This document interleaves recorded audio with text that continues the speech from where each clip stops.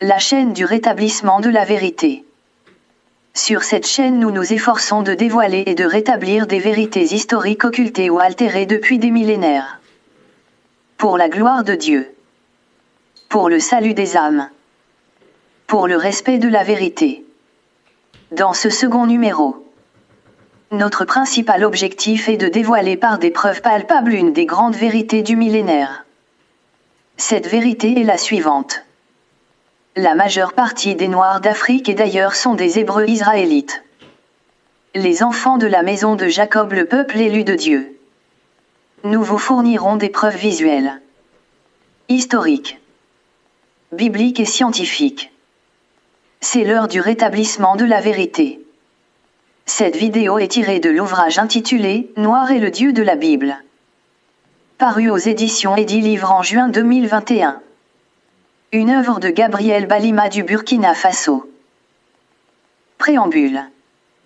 Suite au massacre de la population juive et de la destruction du temple de Jérusalem en 70 après Jésus-Christ, les Hébreux israélites se sont réfugiés en Afrique où ils créèrent des royaumes. C'est l'exemple concret et méconnu du grand royaume de Juda d'Afrique de l'Ouest, The Kingdom of Judah. Et aussi du fameux royaume des Juifs d'Afrique centrale, The Yehuda Kingdom. Les enfants de la maison d'Israël ont donc vécu environ 15 siècles en Afrique sans être inquiétés, de 70 à 1600 après Jésus-Christ. Mais à partir des années 1600, plusieurs d'entre eux firent victime du commerce transatlantique ou la traite négrière. Ils furent alors dispersés par millions en Europe, dans les Amériques et les Caraïbes. Néanmoins, la majeure partie est restée en Afrique de l'Ouest, en Afrique centrale et en Afrique du Sud et leurs nombreuses progénitures y vivent de nos jours. Ce sont les Hébreux israélites d'Afrique. Ils sont noirs de peau. Vous les reconnaîtrez au travers de leur culture à connotation juive. Aussi, un test ADN de leur chromosome Y, haplogroupe paternel, permet de les identifier avec précision. En peu de mots et sans embâge. Les Africains sont les descendants des enfants de la maison d'Israël, le peuple élu de Dieu, la race choisie. Les preuves historiques sur les origines négroïdes du peuple élu de Dieu. Le royaume de Juda en Afrique de l'Ouest. Voici une carte de l'Afrique occidentale, Négroland, datant de 1747. Tracée par des cartographes européens Bowen et Emmanuel. Elle indique clairement la présence des enfants d'Israël en Afrique. Au milieu de cette carte est entourée de plusieurs royaumes. Nous voyons l'inscription « Kingdom of Judah or Ouidan Slave Coast », c'est-à-dire « le royaume de Juda ou la côte des esclaves de Ouida ». Notons que le royaume de Juda constituait la côte des esclaves. Voici une autre carte d'Afrique centrale, The Yehu Kingdom, c'est-à-dire le royaume des Juifs. Tracée par les explorateurs européens de 1747, elle indique la présence des Juifs en Afrique centrale. En conclusion, l'Afrique de l'Ouest, l'Afrique centrale, l'Afrique du Sud ainsi que leurs environs sont censés abriter de nos jours les descendants de ces Hébreux israélites. L'évidence de la présence de nombreux royaumes juifs en Afrique est donc une vérité historique attestée. Et voici une confirmation subsidiaire. Dr Rudolf R. Windsor à la page 84 de son livre intitulé « From Babylon to Tombouctou » fait un compte-rendu de la dispersion des Hébreux israélites. Nous lisons. En l'an 70 de notre ère, le général Vespasien et son fils Titus mirent fin à l'État juif par un grand massacre de la population. Durant la période de Pompée et Julius, on estime que plus d'1 million de Juifs israélites se réfugièrent en Afrique, fuyant ainsi la persécution et l'esclavage dont ils étaient l'objet. Dr Rudolf spécifie. Les Juifs qui ont immigré au nord, au sud et à l'est du Soudan ont convergé vers les pays situés aux alentours des rives du fleuve Niger.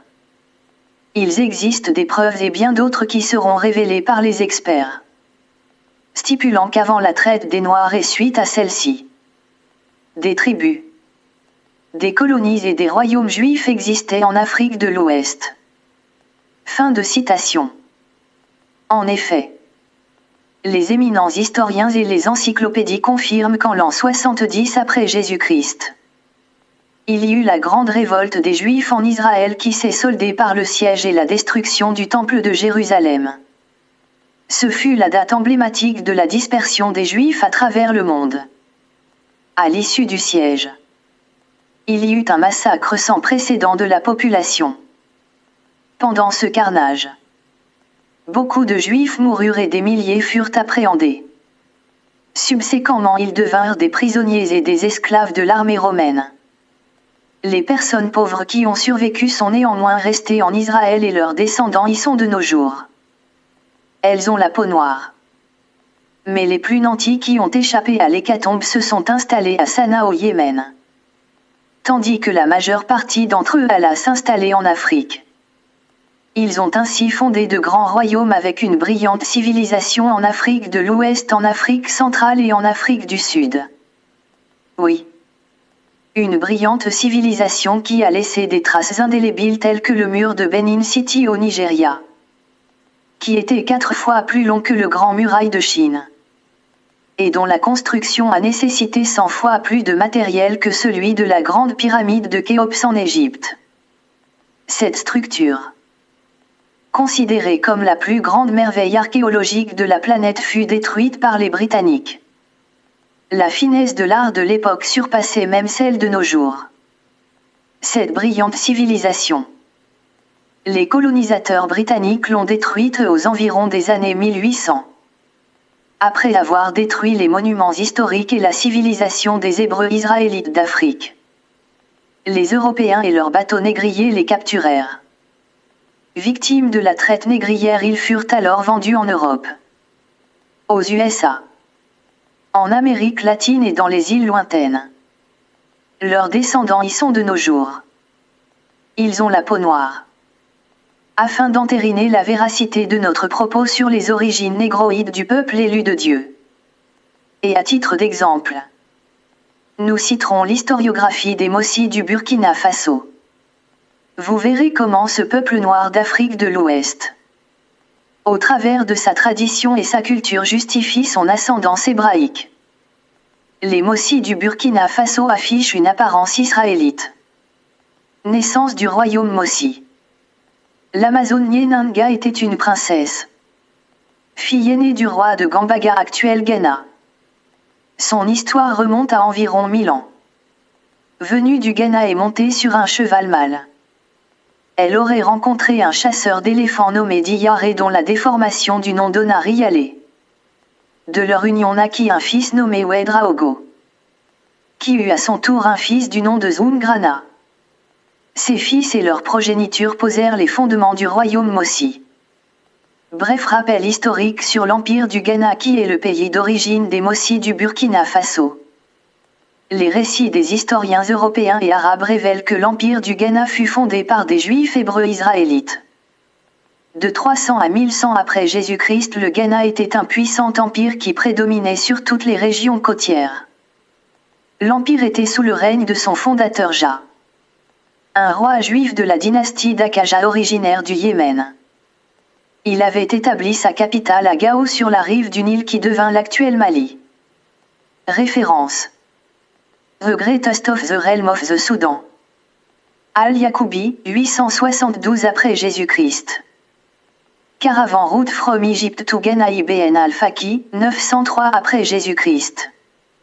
Eldad the Danite, auteur juif du IXe siècle. Les fondateurs du royaume Mossi qui sont venus du Ghana ont légué à leur progéniture des traditions qui se transmettent fidèlement de génération en génération. L'observation empirique et l'analyse de cet héritage ancestral révèlent des connotations juives et permettent de remonter dans le temps et de découvrir les origines ethniques de ce peuple. En absence de tout lien géographique et historique avec le Moyen-Orient, beaucoup de tendances militent en faveur de la thèse selon laquelle les Mossi seraient véritablement issus des Hébreux israélites. Je fais allusion aux coutumes des Mossi et qu'on ne retrouve pas chez les peuples voisins. Curieusement, ces coutumes ont de fortes similitudes avec les lois de l'Ancien Testament. Quelques exemples illustratifs. Le Faso d'Anfani. Je constate que la culture burkinabé, surtout celle des Mossi, est un indice palpable de leur identité israélite. Leur tissu traditionnel, le Fassodan Fani, est une preuve visuelle et un indice patent. Fassodan Fani burkinabé. Tissu traditionnel des Mossi. Tali. Chalet traditionnel de prière juive hébreu israélite. Avez-vous remarqué la ressemblance des deux tissus? Ce tissu fait partie des symboles du pays des hommes intègres. Il est porté par les chefs d'État et chefs coutumiers, et les Burkinabés l'arborent avec fierté partout où ils vont. Il est souvent accompagné d'un foulard aux couleurs noir, blanc, rouge frappé d'une colombe blanche. Dans le cadre de la valorisation et de la protection des produits locaux, le gouvernement burkinabé a fait labelliser ce pagne traditionnel tissé par les femmes. Cet accoutrement est un langage qui raconte toute une histoire remontant des millénaires dans le passé. Vous avez certainement remarqué qu'il est une réplique conforme des tissus portés par les Juifs partout dans le monde. Ce tissu traditionnel est l'indice qui les identifie aux Hébreux. Le nom, Mossi, qu'ils portent les identifierait au prophète Moïse. En effet, le nom Moïse en anglais se prononce Moses ou Moshi en hébreu et constitue une piste intéressante dans notre recherche. Cette colombe au milieu du foulard traditionnel devrait avoir un rapport avec la colombe que Noé relâcha de l'arche. Afin de vérifier le niveau des eaux du déluge, Genèse 8:8. D'autres exemples factuels, le chauffard, la circoncision, le mariage, la lapidation et le slogan. Le chauffard. Lorsque le patriarche Abraham voulut offrir son unique fils Isaac en sacrifice à Dieu, c'est un bélier que Yahvé Dieu envoya. Un substitut qui fut sacrifié à la place de l'enfant. La tradition juive raconte que la corne du bélier en question est devenue une trompette, le chauffard, utilisé par les Juifs partout dans le monde. Le son du chauffard rappelle au Seigneur Dieu son alliance avec Israël.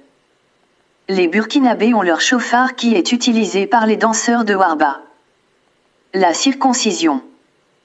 La circoncision de tous les enfants mâles est obligatoire pour les Hébreux israélites. Elle constitue un signe de leur alliance avec le Dieu de la Bible, Genèse 17:10. Les Européens ainsi que les nouveaux convertis au christianisme avaient horreur de la circoncision. C'est pour cette raison que les apôtres ont tenté d'alléger ou de supprimer la circoncision. Eh bien, au Burkina Faso tous les Mossi sont circoncis et c'est une honte que d'être incirconcis. La circoncision est pratiquée dans chaque région à travers une initiation. Au cours de cette cérémonie, les jeunes d'une même génération reçoivent une formation hors de la ville et font ainsi leur entrée dans la classe des adultes. Cette pratique ancestrale est un indice de leur appartenance au peuple élu de Dieu. Le mariage et la consécration des premiers-nés. Le mariage. Dans le mariage Mossi, lorsque le mari meurt, le droit revient exclusivement au petit frère du défunt d'hériter la femme et de poursuivre la procréation. C'est aussi une des lois lévitiques. De même, une femme Mossi qui voit ces règles ne doit ni préparer le repas ni toucher les objets sacrés. C'est une des lois lévitiques sur le caractère impur d'une femme pendant sa période de menstruation. Voir Lévitique 15. La consécration des premiers-nés. Pour que le pharaon d'Égypte accepte de libérer sans condition les esclaves hébreux, il a fallu que Dieu fasse mourir tout mâle premier-né selon qu'il est écrit. Tout fils aîné dans ce pays mourra. Depuis le fils aîné du pharaon qui est sur le trône jusqu'à celui de la servante qui fait tourner la meule ainsi que tout premier-né du bétail, Exode 11:5. Par la suite le Seigneur Dieu exigea du peuple d'Israël que lui soient consacrés tous les premiers-nés. Nous lisons. Tout premier-né m'appartient. En effet, depuis le jour où j'ai fait mourir tous les premiers-nés des Égyptiens et où je me suis consacré tout premier-né en Israël, tant ceux des hommes que ceux des animaux, ils sont à moi. Je suis l'Éternel, Nombre 3:13. Cette coutume qui consiste à prélever pour Dieu tout premier-né Je l'ai retrouvé dans la famille des monarques du royaume Mossi de Tinkodogo. Au passage, il importe de rappeler que Tinkodogo est à la fois le berceau des Mossis et aussi la capitale du royaume. En effet, chaque année, l'empereur du royaume Mossi offrait de nombreuses jeunes filles en mariage, soit en récompense pour un bienfait, soit pour honorer un dignitaire quelconque. Mais l'obligation non négociable liée à un tel mariage est que tout premier-né dans ce mariage revienne de droit au monarque. Voyez-vous la similitude avec les lois de la Torah? S'il s'agit d'une fille, elle rejoindra la cour royale dès son jeune âge et un jour, elle sera à son tour offerte en mariage et ainsi le cycle se perpétue. S'il s'agit d'un garçon, il restera dans la cour royale. Les empereurs du royaume Mossi appliquent dans la simplicité des coutumes héritées des ancêtres, et qui permettent de les identifier en tant que descendants des patriarches de l'Ancien Testament. La lapidation. Dans le marché central de Ouagadougou, la capitale du Burkina Faso, il est courant de voir la population lapider les voleurs pris en flagrant délit jusqu'à ce que mort s'ensuive. La mort par lapidation est aussi une pratique biblique héritée des Hébreux israélites et appliquée par les Mossis de manière inconsciente, comme une inconscience collective. Voir Lévitique 21-2, 24-13-14, Deutéronome 13-6-10, etc. Le slogan. Vous aurez peut-être remarqué ce fait mystérieux et impénétrable. Le nom, hébreu israélite, est synonyme d'esclavage. De sorte qu'on peut affirmer sans risque de se tromper qu'Israël et la servitude sont indissociables. En effet, le jeune Joseph, bien qu'irréprochable et vertueux, fut enchaîné dans l'asservissement durant des décennies selon qu'il est écrit. Il envoya un homme devant eux. Joseph, vendu comme esclave, on meurtrit ses pieds d'entrave. Son cou fut mis au fer, psaume 105 17-18. Aussi, tous les enfants de la maison de Jacob ont été enchaînés dans la servitude en Égypte pharaonique durant 4 siècles, sans avoir commis le moindre forfait. Il y a 400 ans, d'autres Hébreux israélites d'Afrique, totalement innocents, ont été enchaînés dans l'esclavage de la traite négrière et jusqu'à ce jour, leurs descendants demeurent dans leur pays de servitude. Ce cycle infernal de servitude et d'extermination de sa population a suivi Israël tout au long de son histoire et demeure actif de nos jours, étant donné qu'ils étaient tout le temps en captivité, toujours déportés et asservis. Les Hébreux israélites ont choisi désormais de mourir plutôt que d'aller de nouveau en captivité.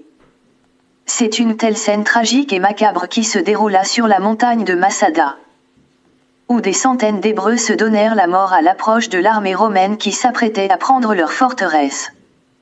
Ce slogan des Israélites, « La mort vaut mieux que l'esclavage », est fidèlement respecté au Faso. En effet, il est courant de voir des chefs coutumiers se donner la mort lorsque le monarque décide de leur destitution en réclamant le bonnet royal. Ces chefs coutumiers trouvent que « la mort vaut mieux que la honte ». Ce slogan, remanié par le père de la révolution burkinabé, le président Isidore Thomas Sankara, était scandé avec fierté comme devise du pays. La patrie ou la mort. Nous vaincrons. La vérité historique est que le capitaine Thomas Sankara serait un Hébreu israélite de souche.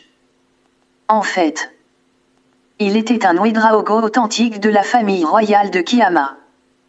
C'est dans cette famille royale qu'il payait son impôt de capitation sous le nom de Ouédraogo Isidore Thomas. Le nom Sankara qu'il a porté était plutôt celui de son père adoptif qui fut un ancien combattant. Celui-ci prêta son nom de famille au jeune Isidore Thomas, afin de faciliter son inscription dans la prestigieuse école militaire dénommée PMK, Prytanée militaire du Kadiogo, dont seuls les enfants d'anciens combattants étaient admis. D'ailleurs, est-ce pour rien qu'il fut un grand promoteur du Faso d'Anne Fani et de la culture burkinabé. Le transfert de la culture israélite vers les Mossis. Quelques analogies. Il y a une pléthore d'analogies entre les coutumes hébraïques et celles des Mossi. De sorte qu'il serait fastidieux de vouloir toutes les énumérer dans la présente thématique. Au regret d'abuser de votre temps. Vous me permettrez tout de même de citer 3 derniers exemples probants. Il s'agira de la fameuse Basga du chef. De l'exemple de la vie de Naboubri et enfin. Le plagiat de la généalogie biblique. La Basga du chef. Chaque année à la fin des récoltes, l'empereur des Mossi de Tinkodogo organisait une grande fête dénommée la Basga du chef. C'est l'équivalent de la fête des épis dans Deutéronome 3:16. Ce sont 3 jours consécutifs de festivités qui rassemblaient de grandes foules de sorte que la ville était toujours plongée dans un immense nuage de poussière dû à l'effervescence des festivités. À cette fête, tous les chefs coutumiers qui répondaient de la royauté s'assemblaient puis se prosternaient devant l'empereur et ensemble. Ils offraient des sacrifices. C'est exactement ce que faisaient les Hébreux israélites qui étaient tenus de se rendre à Jérusalem une fois par an. Pour se prosterner devant le Seigneur Dieu et se réjouir en sa présence. Wayuguya. Ou Wanuguyan, dans la langue Mossi signifie « Venez vous prosterner devant le roi ». C'est le nom de la 3e ville du Burkina Faso, le royaume Mossi du Nord, où la royauté a connu une gloire légendaire avec Nabukango. La devise de ce royaume Mossi est « Pangton Tsabo », qui signifie « la puissance éternelle ou la gloire éternelle ». Ce sont des aphorismes bibliques. N'est-ce pas? Aussi. J'ai toujours cherché à comprendre l'origine d'une autre fête sacrée dénommée Moskibsa, qui signifie « la fête des Mossi », qui est célébrée une fois l'an dans tous les royaumes Mossi. À cette fête, le mouton est à l'honneur car un bélier est sacrifié en souvenir du grand-père Abraham qui avait voulu offrir son fils unique en sacrifice à Dieu. Pourtant les monarques du royaume Mossi sont des animistes et n'ont rien en commun avec le christianisme et l'islam. N'ayant pas d'écriture. Étant analphabètes et ignorant tout du récit de la Torah. Comment ont-ils découvert cet événement insolite au point de le célébrer? L'exemple de la vie de Naboubri. Lorsque le Dieu de la Bible concluait une alliance avec une personne, il changeait toujours le nom de la personne en question et lui attribuait un nom nouveau. Ainsi, il a changé le nom du patriarche Abraham, de sa femme Sarah, de Jacob, etc. À Jacob il a dit: ton nom ne sera plus Jacob, mais tu seras appelé Israël. Car tu as lutté avec Dieu et avec des hommes et tu as été vainqueur. Genèse 32. 28 à 29. Dans mes recherches, j'ai remarqué que les empereurs du royaume Mossi font autant. À chaque fois qu'ils sortaient victorieux d'une guerre, ils changeaient les noms des personnes et baptisaient les endroits concernés, comme il est de coutume dans la Torah. Est-ce le fait du hasard? La vie de Naboubri nous fournit quelques indices indéniables. En effet, dans le centre du pays vivaient des archers, Tampsoaba, initiés à la guerre et qui terrorisaient les populations par des pillages et des razzias. Les habitants de Zignaré qui avaient marié leur fille au Nabazungrana, empereur des Mossi de Tinkodogo, et duquel mariage naquit le prince Oubri, envoyèrent des émissaires auprès de l'empereur afin de solliciter son secours. L'empereur Zungrana choisit le prince Oubri et lui dit: observe tout ce que je fais. Va et fais de même. C'est ainsi que le prince Oubri quitta la cour royale avec une troupe armée pour secourir ses grands-parents maternels. Après plusieurs tentatives avortées de pénétrer les défenses des archers, il finira par découvrir leur secret de guerre et leur envoya ce message: préparez-vous à la guerre car cette fois-ci, je pénétrerai dans votre ville et la détruirai avec ses habitants. Après avoir consulté fétiches et médiums, ces braves archers comprirent qu'ils perdront la guerre. Ils résolurent alors de lui faire allégeance et de signer un traité de paix avec le prince de Tinkodogo. Ils l'accueillirent donc avec beaucoup d'honneur et demanda la paix au prince qui accepta. À condition que cessent les pillages. Et voici ce que fit le prince Oubri sur le champ. Après les cérémonies d'offre de paix, il changea les noms des généraux de guerre qui venaient de se soumettre à lui, en donna à chacun d'eux un nom nouveau. En outre, il donna un nom nouveau à leur ville qui devint sienne et donna des noms nouveaux à tous les endroits qu'il jugeait historiques. Ainsi, la ville qui s'appelait Tamptinga, c'est-à-dire ville des archers, a reçu pour nom nouveau Waogré Tinga, qui veut dire la ville où j'ai été honoré. C'est ce nom que porte la capitale du Burkina Faso, Ouagadougou. L'endroit où le traité de paix fut signé reçut pour nom Nongremassom, qui veut dire j'aime l'ombre de l'arbre sous lequel ce traité a été signé. C'est le nom que porte ce quartier de la ville de Ouagadougou.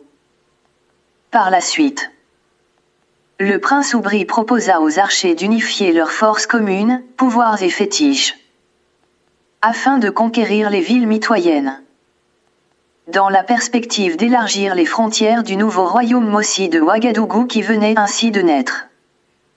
Les archers se soumirent au désir du nouveau roi, devinrent des subordonnés dans le royaume et ainsi commencèrent les guerres d'annexion des contrées. L'endroit où ils décidèrent d'unir leurs forces reçut pour nom Paspanga, qui veut dire « ajouter ma force à la vôtre ». C'est le nom que porte ce quartier de Ouagadougou. Bref, comme vous pouvez le constater, ce sont là des dogmes des patriarches hébreux et de leur Dieu, et qu'on retrouve chez les Mossi. Nous savons que le hasard ne produit pas de loi. Ces choses qui se répètent tant chez les patriarches hébreux que chez les Mossi est un héritage. Le roi Oubri les a apprises de son père qui, lui aussi, les a héritées de ses ancêtres et ces faits constituent des empreintes digitales de leur ascendance hébraïque. Le plagiat de la généalogie biblique. La généalogie biblique a pris naissance dans Genèse 5 il y a environ 4000 ans. Et curieusement, les nombreux chanteurs traditionnels et les griots des royaumes Mossi récitent avec une ferveur religieuse la liste de tous les rois et empereurs du Mogo qui ont régné depuis Nyenanga jusqu'à ce jour. C'est exactement ce que faisait le peuple de la Bible. C'est la généalogie biblique telle que nous la connaissons. La version africaine. Les Mossi ont adopté ce principe de la généalogie biblique continue et ce fait constitue un indice révélateur de leurs origines hébraïques. Les noms que les Mossi donnent à leurs enfants ont une corrélation avec Dieu. Wen Kuni, Dieu donné. Wen So. Wen Dila, propriété de Dieu. Wen Yam, volonté de Dieu. Buen Zemwende, qui est comme Dieu, etc. Traduisez ces noms en hébreu et vous serez en plein dans l'Ancien Testament. Autre hébreu israélite du Burkina Faso. En tant que Mossi du Burkina Faso, j'ai démontré que notre ethnie est une ancienne communauté juive hébreu israélite. À entendre les autres ethnies raconter l'histoire de leur peuple, il n'y a point de doute que le pays tout entier est habité par des Hébreux israélites. En effet, les Mossi se sont subdivisés pour donner naissance au royaume des Gourmantchés, Deya Dessé, Deyana, etc. Le royaume Mossi de l'Est est composé d'Eyana. Le patriarche d'Eyana était un prince de Gambaga et frère de l'Amazone Nyenanga. Mon entretien avec Monsieur Bako, B. de l'intendance militaire à Ouagadougou m'a fourni un indice et une piste intéressante qu'il conviendrait d'explorer. De l'ethnie des Gourounsi du Burkina Faso. Cet homme défendait depuis bien longtemps que les membres de son ethnie sont des Hébreux israélites. Leur nom de famille, Bako, signifie « ceux qui sont venus d'Orient » en référence à Israël qui est situé au Moyen-Orient. Avant cet entretien, des témoins que j'ai interrogés certifient l'avoir entendu révéler ces vérités à qui voulait l'entendre. Le Dieu des Hébreux israélites à la recherche de ses enfants dispersés dans le monde. Sans l'ombre d'un doute. L'historiographie des Mossis du Burkina Faso confirme leur ascendance hébraïque. Nombreux sont les aveux qui attestent que les Mossis font partie des Hébreux israélites, le peuple élu de Dieu. Ces aveux sont-ils confirmés par la Sainte Bible? Indirectement nous répondons « oui ». Car un autre fait historique et documenté confirme que le Dieu de la Bible était à la recherche de ce peuple dispersé qui est sien. En effet, la première vague de chrétiens à envahir l'Afrique fut les prêtres catholiques qui accompagnèrent les colonisateurs. Ils furent succédés par les évangélistes protestants. Ce fut lors d'une conférence de prière aux USA que le Saint-Esprit instruisit les chrétiens évangélistes des Assemblées de Dieu de se rendre en terre africaine, de chercher et de trouver le Mossiland, c'est-à-dire la terre des Mossis, et d'y apporter l'évangile de Jésus-Christ à ce peuple particulier qui s'appelle les Mossis. C'est ainsi que les évangélistes américains arrivèrent en Afrique du Sud à la recherche de ce peuple.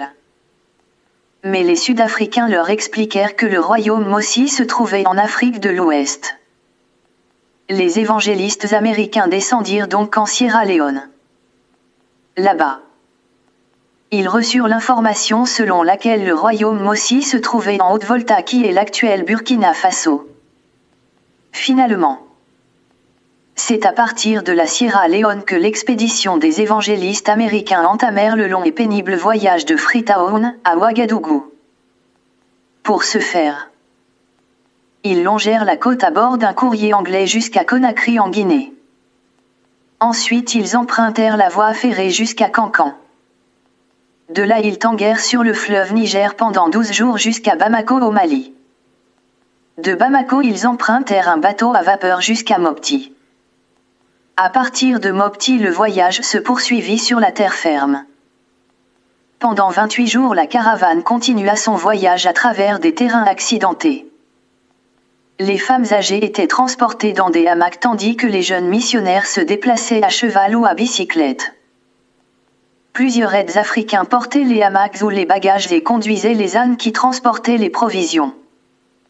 C'est ainsi que les évangélistes américains, composés de Harry et Grace Wright, Elbert et Mary Lippé, Margaret People et Jenny Farnsworth, arrivèrent enfin chez les Mossis à l'époque de l'empereur Nabacoum de Ouagadougou le 1er janvier 1921, et y apportèrent la parole de Dieu. Leur mission fut un succès et une bénédiction car aujourd'hui, au centenaire de l'implantation de leur ministère évangélique, on compte des milliers de pasteurs dans l'église des Assemblées de Dieu du Burkina Faso. Partout où les descendants de Jacob se trouvent. Que ce soit au Nigeria, au Congo, en Afrique du Sud, au Rwanda, au Burkina Faso, etc.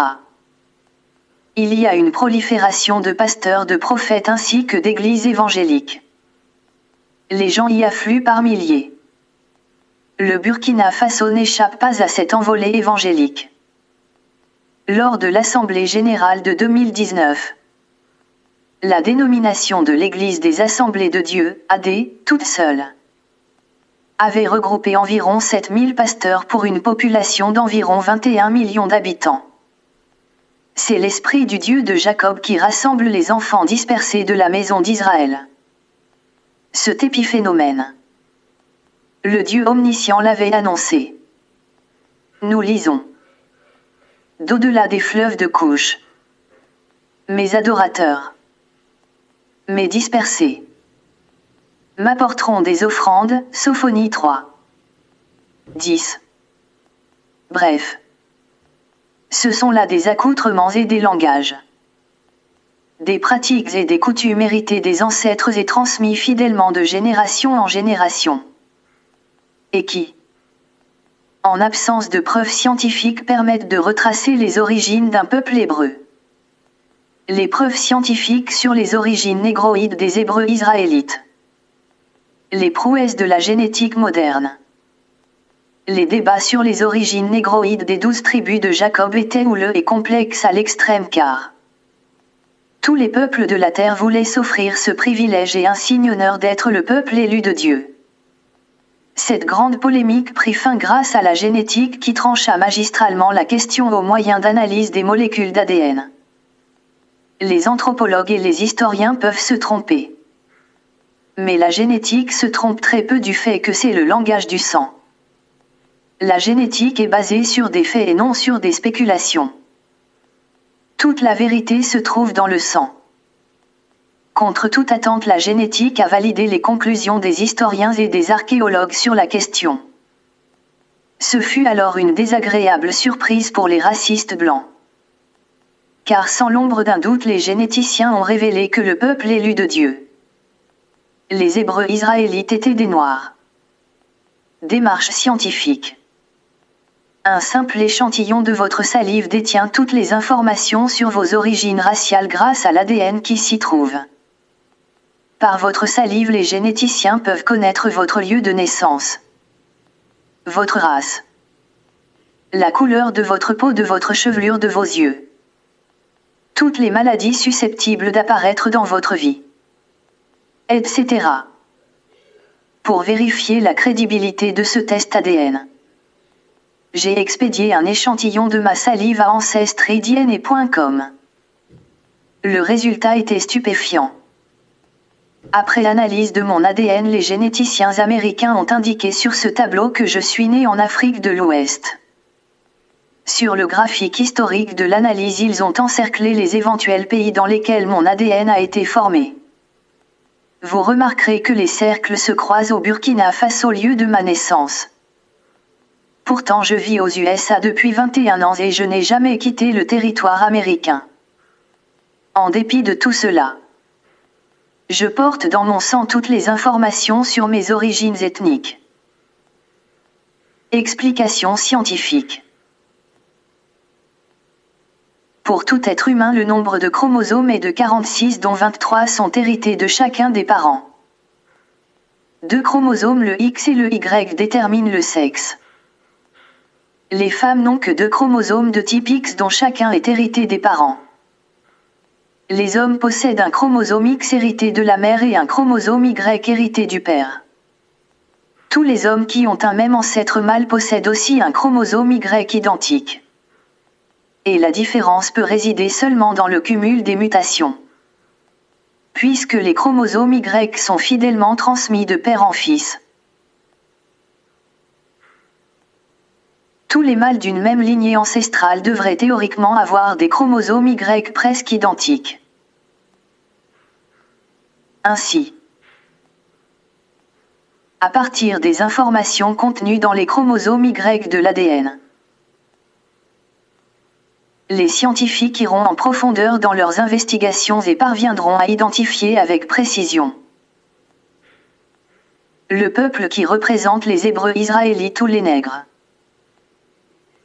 Le marqueur ADN de Cohen. Cohen est un mot hébreu qui signifie prêtre. L'on prononce Cohen et le pluriel est Kohanim. Les vrais prêtres Kohanim sont des Hébreux israélites noirs de peau disséminés sur l'ensemble du territoire d'Israël. Malgré les persécutions, ils n'ont jamais quitté Israël et sont restés fidèles au sacerdoce lévitique. Ils prétendent être les descendants du grand prêtre Aaron, le frère de Moïse. Aaron fut le premier Cohen et tous les Lévites le sont aussi. À la manière des Juifs de l'Ancien Testament, ces prêtres Kohanim retracent leur généalogie jusqu'à Aaron. Depuis 3300 ans, la prêtrise d'Aaron fut transmise de manière ininterrompue de père en fils. Compte tenu du fait que les chromosomes de l'ADN Y se transmettent uniquement de père en fils, il est possible de retrouver le même ADN dans le sang de tous les prêtres descendants d'Aaron. L'aplogroupe ou le marqueur ADN. C'est la clé de l'énigme. En principe, lorsqu'un groupe ethnique vit ensemble depuis un temps prolongé,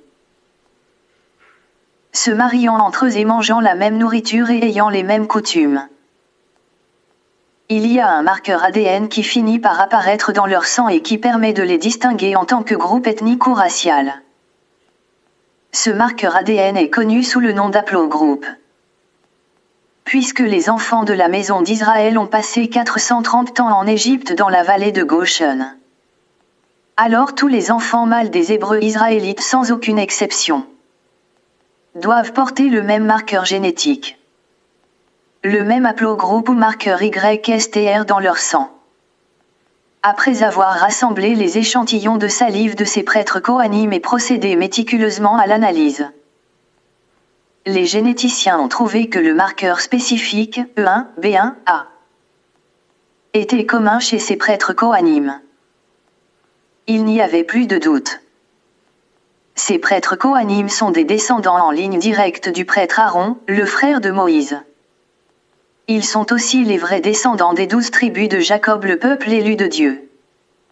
Ce marqueur de Cohen qui permet d'identifier les Hébreux israélites partout où ils se trouvent est connu sous le nom de marqueur E1, B1, A ou EM2.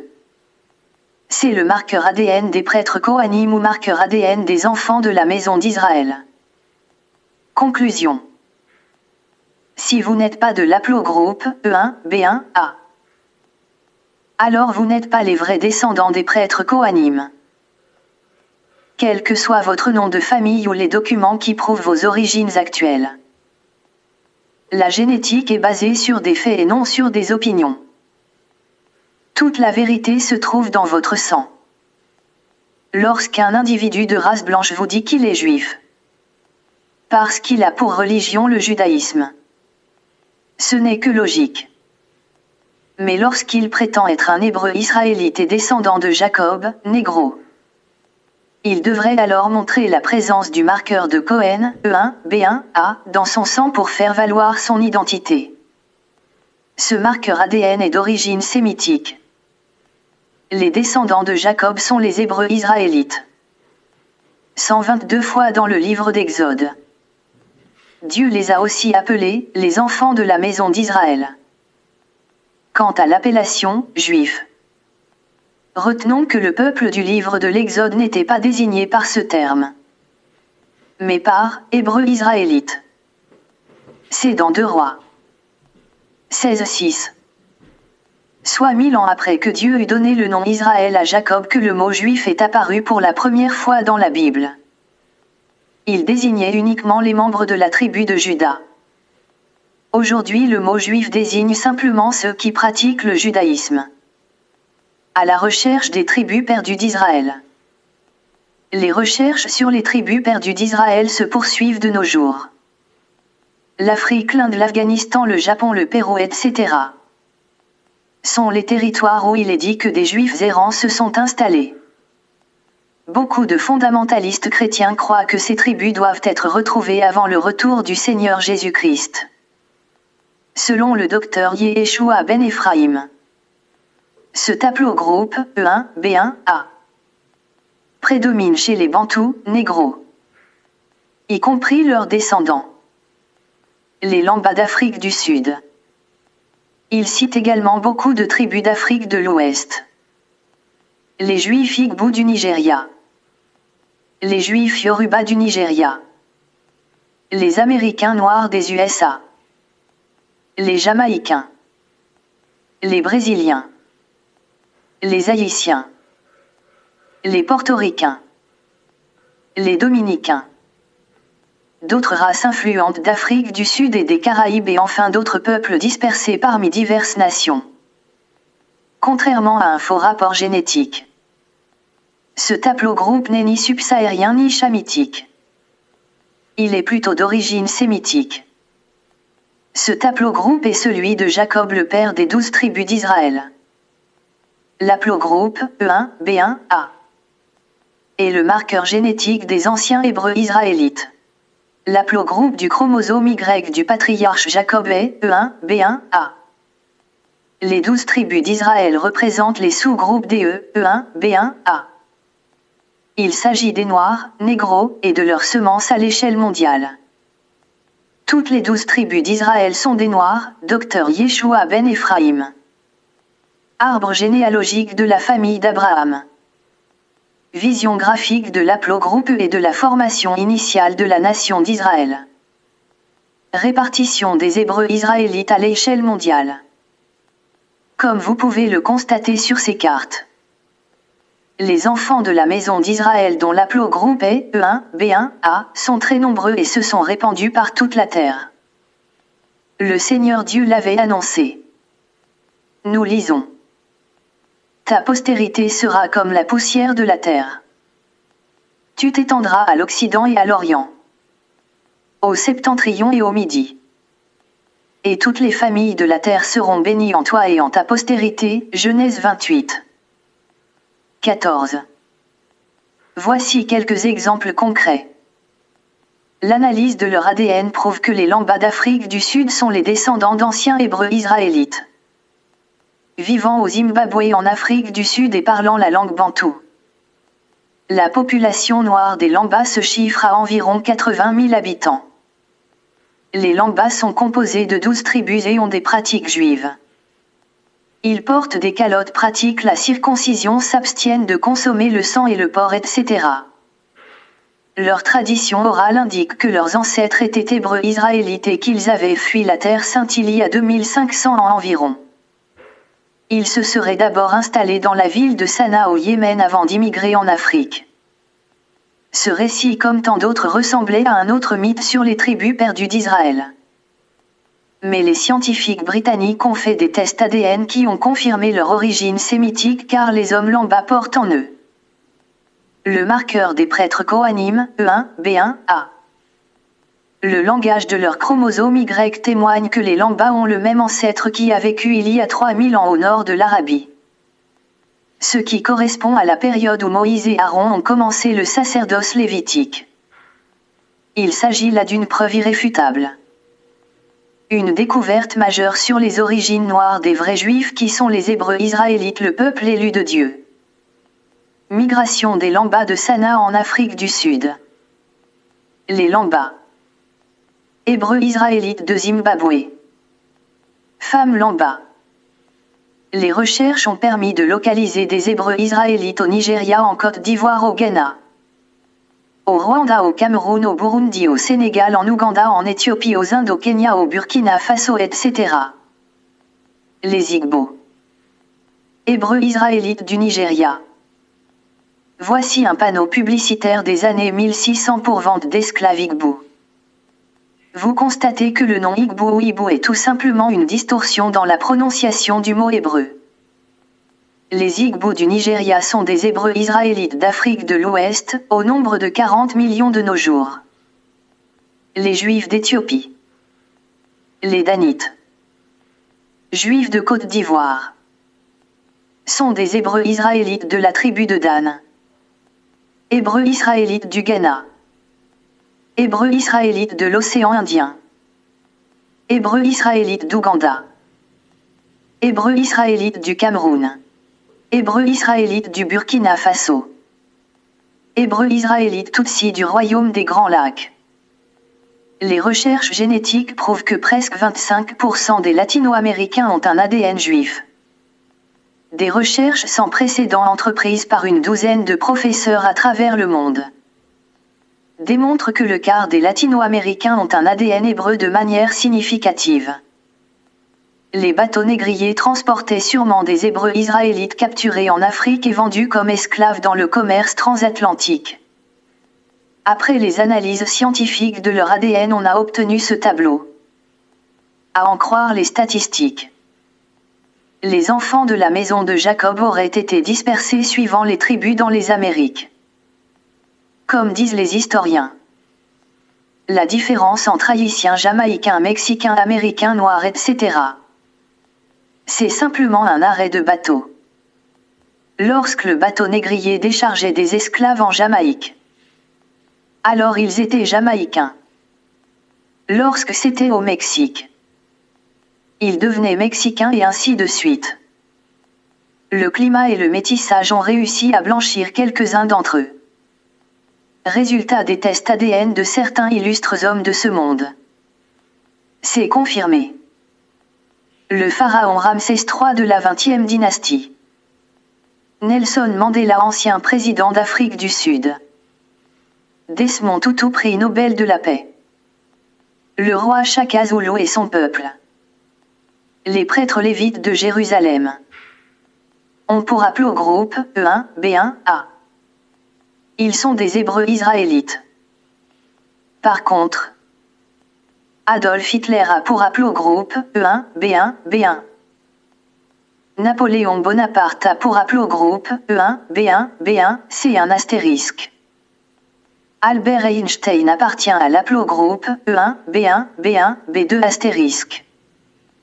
Président Barack Obama est un chamite de la tribu de Luo au Kenya. L'haplotype de son ADN Y est E1, B1, B. Benjamin Netanyahu, Premier ministre de l'État d'Israël, a pour haplogroupe R1AZ93. L'ADN des Hébreux israélites au Burkina Faso. Un indice patent.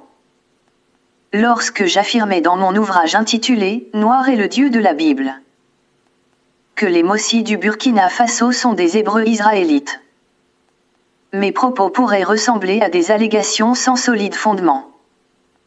Peut-être un autre mythe désespéré sur les tribus perdues d'Israël. 2 mois après la parution de cet ouvrage, et pour en avoir le cœur net, j'ai sollicité une investigation scientifique approfondie de mon ADN paternel, exigeant des généticiens américains de remonter 4000 ans en arrière afin de déterminer avec précision mes origines ancestrales. Le résultat de l'analyse du chromosome Y de mon ADN vient de tomber et il est réjouissant. En tant que Noir d'Afrique et Mossi du Burkina Faso, je suis de l'haplogroupe E1, B1, A. C'est le marqueur ADN des prêtres lévites, ADN Kohanim, un ADN d'origine sémitique. Le sang a donc parlé. Il s'agit là d'une preuve scientifique irrécusable qui prouve que les Mossis du Burkina Faso sont les vrais Juifs. Les descendants de Moïse, les enfants de la maison d'Israël, le peuple élu de Dieu. Quel est l'intérêt de cette découverte sur les origines négroïdes du peuple élu de Dieu? Être un juif hébreu israélite ne donne certes pas accès au ciel. Néanmoins, nous comprenons maintenant que le Dieu de la Bible n'est plus ce Dieu étranger qui nous fut imposé par le colonisateur en 1880.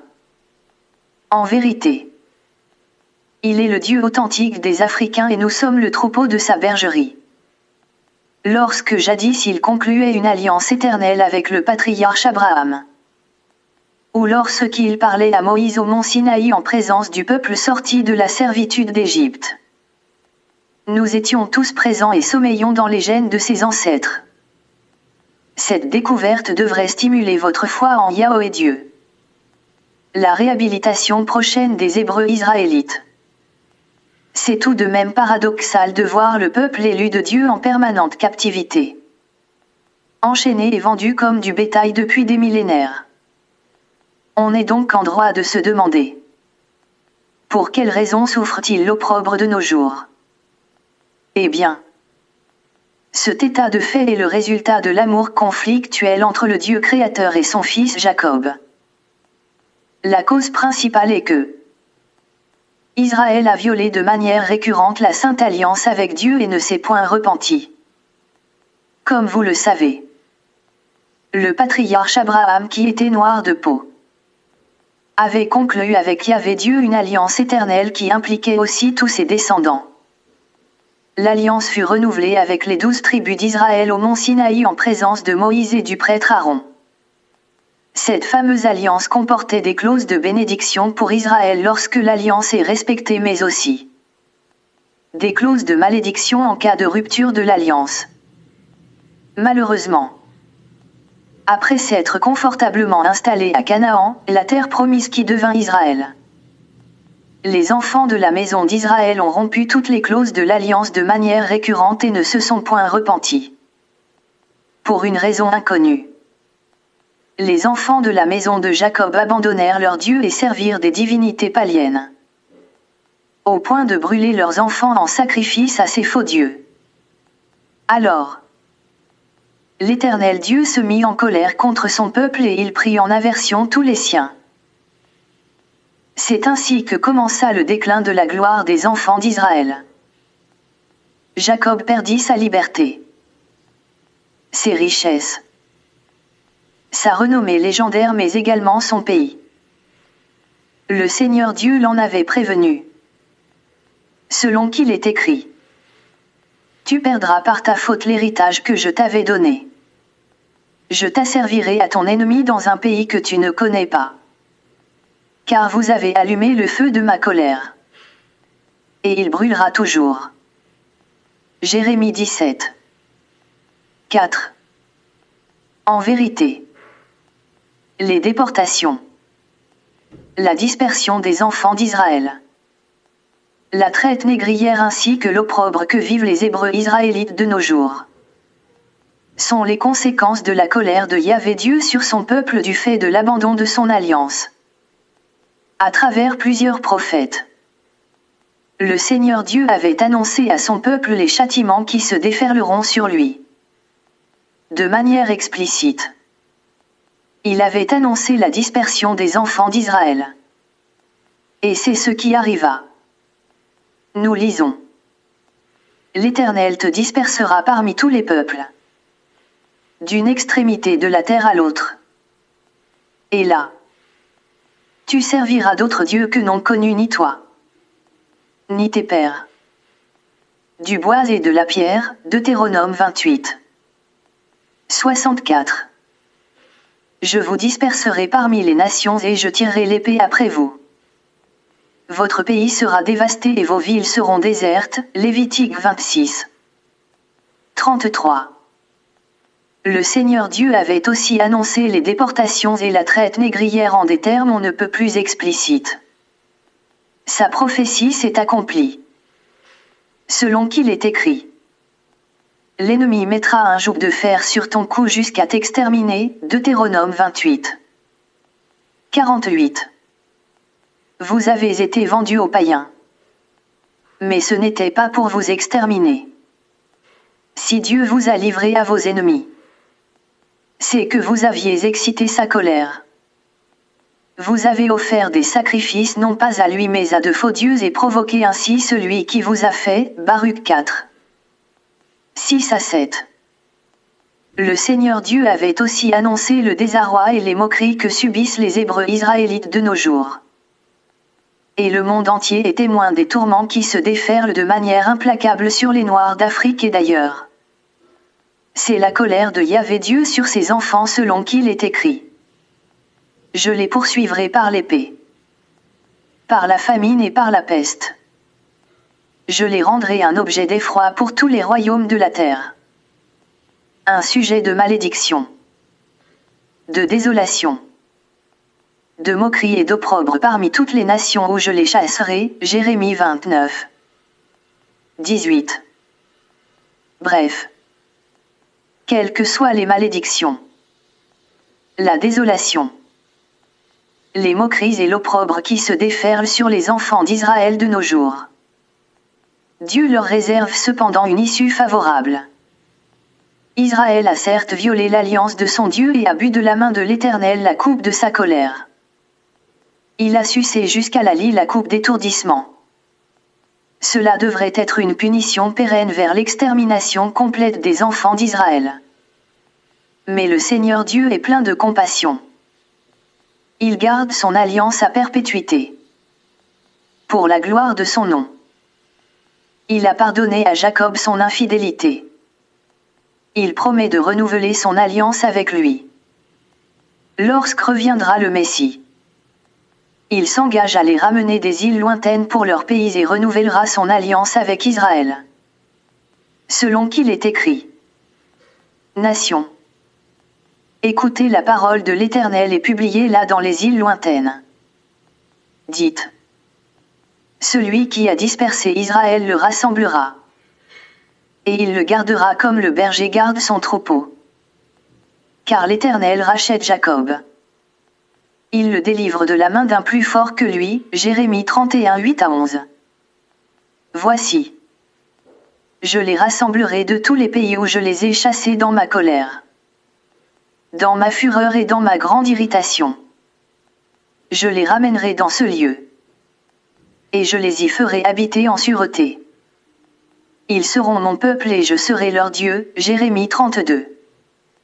37 à 38. En ce temps-là, je vous ramènerai. En ce temps-là, je vous rassemblerai. Car je ferai de vous un sujet de gloire et de louange parmi tous les peuples de la terre. Quand je ramènerai vos captifs sous vos yeux. Dit l'Éternel, Sophonie 3. 20. Ainsi parle ton Seigneur. L'Éternel ton Dieu qui défend son peuple. Voici. Je prends de ta main la coupe d'étourdissement, la coupe de ma colère. Tu ne la boiras plus. Je la mettrai dans la main de tes oppresseurs qui te disaient. Courbe-toi et nous passerons. Tu faisais alors de ton dos comme une terre. Comme une rue pour les passants, Ésaïe 51. 22 à 23. En guise de synthèse pour ce second numéro de la chaîne du rétablissement de la vérité. Nous disons ceci. Ne vous laissez plus tromper. Il n'y a jamais eu de juifs blancs. Les vrais juifs dont la Bible fait mention sont noirs de peau. Ils sont dispersés en Afrique, dans les Caraïbes, aux Amériques, dans les îles lointaines. Les soi-disant juifs de race blanche qui vivent en Israël et aux USA sont plutôt des Khazars et des Ashkénazes, d'origine européenne qui se sont convertis au judaïsme au 8e siècle et qui de surcroît parlent l'hébreu. Référence.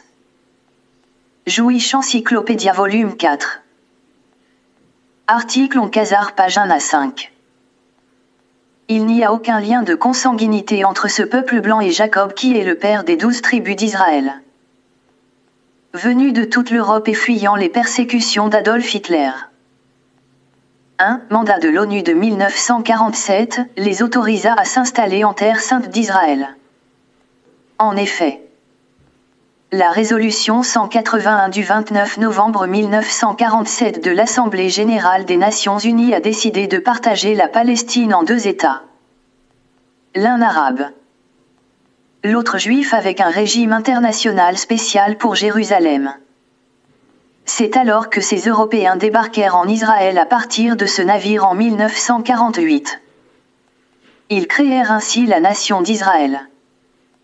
Mais l'analyse scientifique de leur matériel génétique prouve clairement que leur ADN est à 99% européen. Sans aucune trace d'ADN du Moyen-Orient. Leur ADN tire plutôt sa source des pays tels que la Pologne, la Hongrie, l'Australie, la Lituanie, la Russie. Référence pour les youtubeurs. Ashkenazi DNA is 99% European with no trace of Middle East. Nathan M. Pollock est un blanc. Un juif khazar qui a passé 40 ans à rechercher les origines de ses frères juifs. Il finira par conclure que 6 sur 10 des juifs en Palestine et 9 sur 10 dans l'hémisphère nord, USA, ne sont pas de vrais juifs, mais des descendants des tribus féroces des Khazars qui erraient dans les steppes de la Russie australe il y a des siècles. Référence. The Jewish That Are Not. San Diego Union. 28 août 1966. H. G. Wells. Dans son grand livre intitulé Outline of History, stipule qu'il y a des milliers d'années, les Édomites sont devenus juifs. Il affirme que ces Édomites ont rejoint le peuple turc de la Russie australe, les Khazars, qui, eux aussi sont devenus un peuple juif et constituent à d'eux les Juifs blancs de nos jours. M. Wells a conclu que la plupart des Juifs d'aujourd'hui n'ont jamais vécu en Judée et ne sont jamais sortis de la Judée. En conclusion, les vrais Juifs hébreux israélites, le peuple élu de Dieu sont les Noirs d'Afrique et d'ailleurs. Nous vous fournirons de plus amples informations dans le prochain numéro. Avant de nous quitter, nous vous conseillons vivement de faire vos propres recherches sur le sujet. Ainsi, vous vous rendrez à l'évidence combien les révélations et les conclusions exposées dans cette vidéo ne relèvent ni de la vanité, ni de l'orchestration. Il s'agit de faits historiques et scientifiques avérés sur nos origines nobles. et qui cependant nous ont été cachés depuis des siècles. La véritable histoire sur nos origines a été occultée et altérée par les conquérants. Des origines nobles et divines qui ont suscité la jalousie et la haine raciale à l'encontre des Noirs. Si ces propos véridiques sur les origines noires du peuple élu de Dieu vous ont été utiles en quoi que ce soit, exprimez votre soutien par un j'aime. Abonnez-vous aussi à cette chaîne pour ne pas rater les vidéos qui suivront. Elles seront nombreuses et explosives. Aussi, n'oubliez pas de partager la vidéo car l'information donne la connaissance et le pouvoir qui libère. Comme disent les Américains. Information is power.